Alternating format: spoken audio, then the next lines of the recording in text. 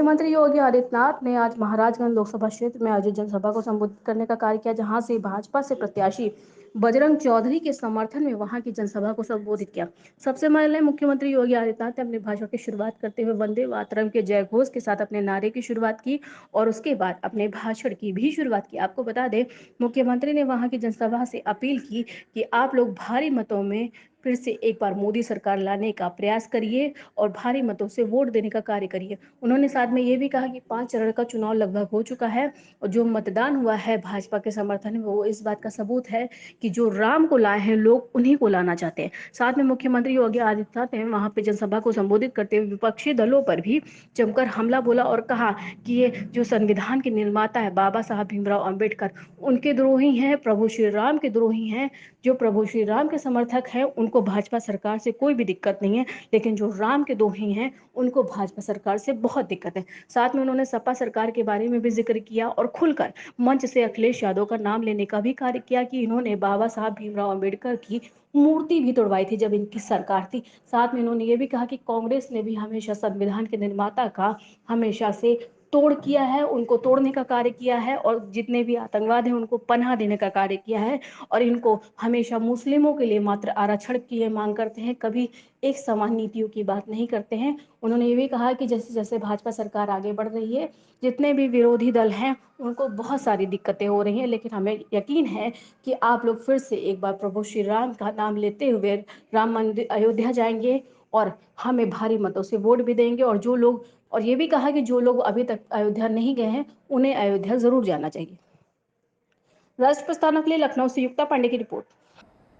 तो वे इससे घबरा जाते हैं, क्योंकि एक तरफ राम भक्त हैं मोदी जी के नेतृत्व में और दूसरी तरफ राम द्रोही हैं, जो राम का तो विरोध करते ही रहे हैं और विरोध करते करते भाजपा का विरोध करते हुए राम का विरोध किए हैं और भगवान राम का विरोध करते करते अब भारत का विरोध कर रहे हैं।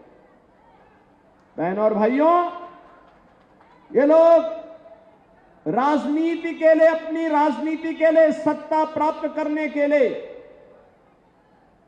इन लोगों ने देश की जितनी क्षति की है वह अपूरणीय क्षति है।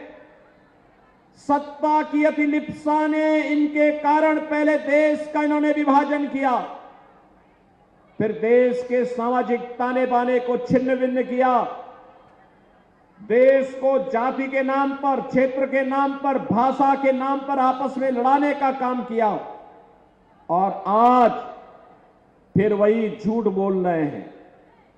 कोई कहता है कि आरक्षण समाप्त करेंगे, कोई कहता है कि संविधान को बदल देंगे। इतनी झूठी कोरी बकवास। ये कांग्रेस देश के खिलाफ साजिश कर रही है। सच्चाई तो ये है कि कांग्रेस के नेतृत्व में जो ये गठबंधन है, चाहे वह समाजवादी पार्टी का हो, चाहे वह आरजेडी का हो, चाहे वह आम आदमी पार्टी का हो, सच्चाई तो ये है कि बहनों और भाइयों, इनका गठबंधन यह बाबा साहब भीमराव अंबेडकर का विरोधी रहा है। याद करिए, बाबा साहब भीमराव अंबेडकर को चुनाव हराया था कांग्रेस ने। जब समाजवादी पार्टी की अखिलेश यादव की सरकार प्रदेश में बनी थी, तो अखिलेश यादव ने बनते ही सबसे पहला काम क्या किया? उसका पहला वक्तव्य था कि बाबा साहब भीमराव अंबेडकर, साहू जी महाराज, सावित्रीबाई फुले, ये जितने भी महापुरुषों के स्मारक लखनऊ में बने हैं उन सबको तोड़ेंगे। ये बात ये अखिलेश यादव ही कहते थे। और इन्होंने बाबा साहब भीमराव अंबेडकर के नाम पर, कांसी राम जी के नाम पर जो भी संस्थान बने थे, सबका नाम हटाने का पाप किसी ने किया था? इस समाजवादी पार्टी और कांग्रेस के गठबंधन की सरकार ने किया था।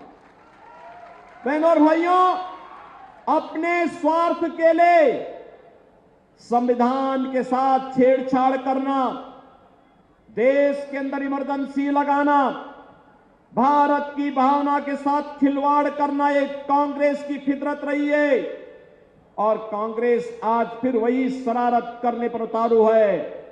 कांग्रेस ने अभी आपने देखा होगा कांग्रेस का एक सहयोगी पश्चिमी बंगाल में टीएमसी है।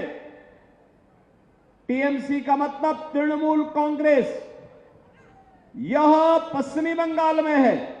इसने वहां ओबीसी का सारा आरक्षण मुसलमानों को दे दिया था।